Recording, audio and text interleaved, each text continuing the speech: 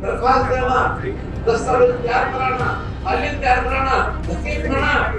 किसी ने तहसीलदार से उठा टिकवा लिया गलत, किसी ने पटवारी से, किसी ने डीसी ऑफिस से, किसी ने एमएलए से, किसी ने एमपी से, जो सालों साल किसी ने हिसाब नहीं लगाया, वो भी लगभग 2 लाख सरकार में निकाल देते कि ये एक अच्छी योजना है गरीबों के लिए। फार्म भरो, हर एक परिवार की जानकारी इकट्ठी करो, जो चाहे गरीब है, अमीर है, छोटा है, बड़ा है, मध्यम क्लास है, गांव में रहता है, शहर में रहता है, किसी जाति का एक का हिसाब लगाओ। और बाहर गांठियां जैसे रावण की जान कहते नाभि में होती है ना, ऐसे इन लोगों की जान पता कहाँ होती है? इनकी इलीगल प्रॉपर्टीज में होती है।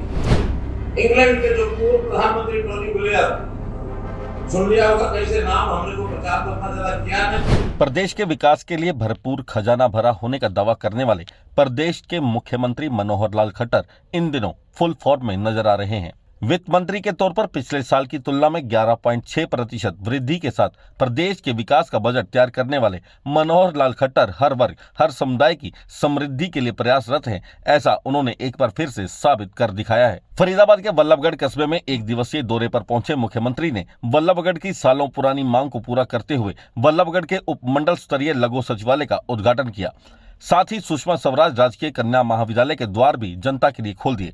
इस कन्या महाविद्यालय की शुरुआत होने से जहां दूर दराज के क्षेत्रों में पढ़ने के लिए जाने वाली युवतियों को भारी लाभ मिलेगा, वहीं आसपास के क्षेत्र में कॉलेज न होने के कारण पढ़ाई बीच में छोड़ देने वाली युवतियां भी अपना भविष्य अब उज्जवल बना पाएंगी। इसके साथ ही सीएम ने 300 साल पुराने ऐतिहासिक स्मारक रानी की छतरी का जीर्णोद्वार और सौंदर्यकरण का उद्घाटन भी किया। महिला दिवस के अवसर पर प्रदेश की एक मेधावी प्रतिभावान महिला को सम्मानित करने की घोषणा भी की। उन्होंने बताया कि प्रदेश सरकार द्वारा हरियाणा की बेटी सुषमा स्वराज के नाम पर यह पुरस्कार दिया जाएगा और 10 मार्च को सम्मानित महिला को 5 लाख रुपए का पुरस्कार प्रदान किया जाएगा। मुख्यमंत्री ने जनता को संबोधित करते हुए कहा कि प्रदेश सरकार ने बीते 4 साल के दौरान प्रदेश के हर क्षेत्र में समान रूप से बिना किसी भेदभाव के कार्य करवाया है। प्रति व्यक्ति आय के मामले में हरियाणा प्रदेश सभी राज्यों में अग्रणी है। प्रदेश के विकास के लिए सरकार के पास धन की कोई कमी नहीं है। उन्होंने कहा कि हरियाणा का डंका विदेशों में भी बज रहा है और आज इंग्लैंड के पूर्व प्रधानमंत्री टोनी ब्लेयर ने भी हरियाणा में आकर काम करने की इच्छा व्यक्त की है। सीएम ने कहा कि पंक्ति में खड़े अंतिम व्यक्ति तक सभी सरकारी सेवाओं का लाभ पहुंचाना सरकार का प्रथम उद्देश्य है।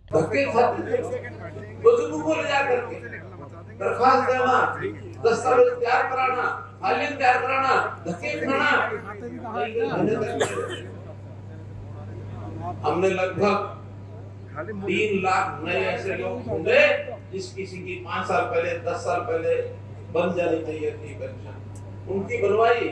हाँ, जिनको नहीं बनवानी चाहिए थी वो भी बनवा के बैठे थे, किसी के रिश्तेदार के नाते, किसी के भाई भतीजे के नाते। जिस किसी का दाव लगा, कहीं किसी ने तहसीलदार से उठा टिकवा लिया गलत, किसी ने पटवारी से, किसी ने डीसी ऑफिस से, किसी ने एमएलए से, किसी ने एमपी से, जो सालों साल किसी ने हिसाब नहीं लगाया, वो भी लगभग 2 लाख गलत भी ले रहे। क्या उनको मिलनी चाहिए थी? क्या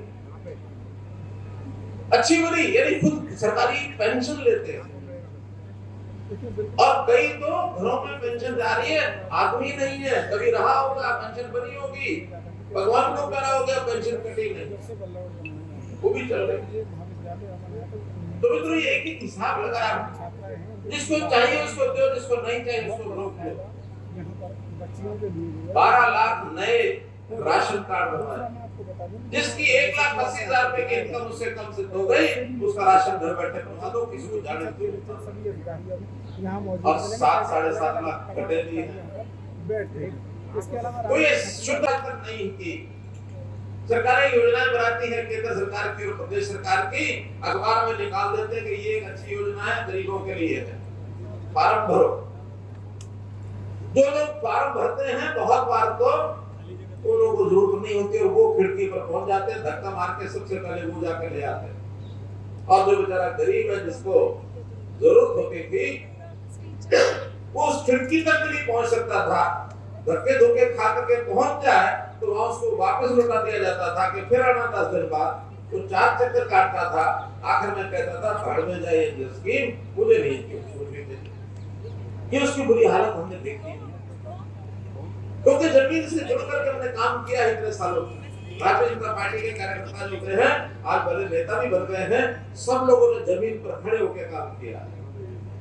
या वो नेता नहीं है कि बड़े नेता का बेटा वो बड़ा नेता बन गया, छोटा नीचे का नीचे रह गया, या नीचे जमीन से उठकर काम करते हैं। ऐसा नहीं कि बड़े नेता के बेटे काम नहीं करते हैं, काम करके वो भी आके आए तो आए, अच्छी बात है, लेकिन काम करके आगे आना, उसी में से जनता की भलाई कर सकते हैं।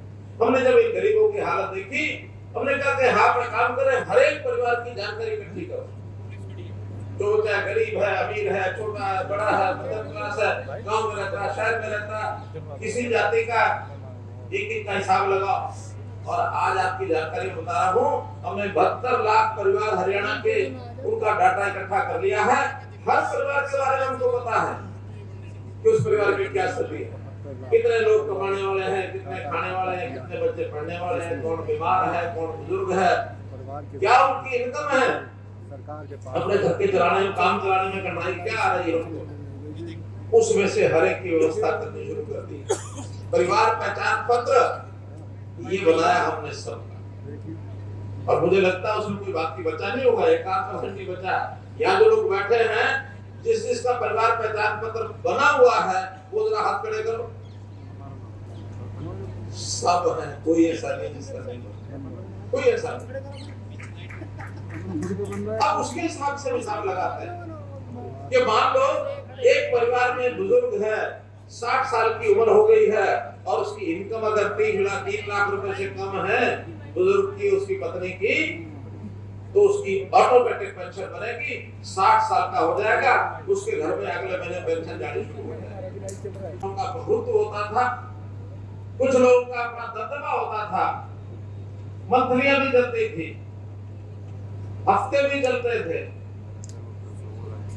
ये सारे धंधे बंद करने के लिए हमारा लैंड और स्थिति कैसे ठीक हो, हमने जितने भी पहचान करने में थोड़ी देर लगती है, उनके लिंक बैठाने पड़ते हैं, किसका किसका लिंक है, और फिर एक साथ ऑपरेशन करना पड़ता है। हमने ऑपरेशन किया, जितने भी गैंगस्टर्स हैं, जितने भी ये नशीली दवाओं का कारोबार करने वाले, धंधा करने वाले लोग हैं, इन सब के ऊपर प्रहार किया है। और प्रहार कहाँ किया? जैसे रावण की जान कहते नाभि में होती है ना, ऐसे इन लोगों की जान पता कहाँ होती है? इनकी इलीगल प्रॉपर्टीज में होती है, इनकी इलीगल प्रॉपर्टीज में होती है। हमने हरियाणा में 350 लोगों की कमर तोड़ी है। कुछ लोग तो हमको भी वो वहाँ कहते हैं बाबा का बुलडोजर, या कहते हैं ताऊ का बुलडोजर, मजाक हमने कहते नहीं, गलत काम करने वालों को बर्दाश्त नहीं करेंगे। लैंड ऑर्डर की स्थिति ठीक रहे, हमारे यहाँ प्रदेश के अंदर इंडस्ट्री आने के लिए तैयार बैठी है, देश और दुनिया के लोग इन्वेस्ट करने के लिए आते हैं। आज भी मेरे पास इंग्लैंड के जो पूर्व प्रधानमंत्री टोनी ब्लेयर, सुन लिया होगा कैसे नाम, हमने को प्रचार तो अपना ज्यादा किया नहीं, लेकिन कहां से मालूम नहीं, उन्होंने अपनी इच्छा व्यक्त की मैं हरियाणा के मुख्यमंत्री को मिलना चाहता हूँ, टोनी ब्लेयर आगे मिलने के लिए। और एक ही बात कही कि आपके हरियाणा में प्रगति बहुत हो रही है, इन्वेस्टमेंट के नाते बताओ, हमारे यहाँ इंग्लैंड के अंदर इन्वेस्ट करने वाले बहुत लोग हैं, जहां कहोगे, जिस क्षेत्र में कहोगे, उसी में इन्वेस्ट करने के लिए तैयार है। आज अभी इससे बड़ा पौधा नहीं हो सकता।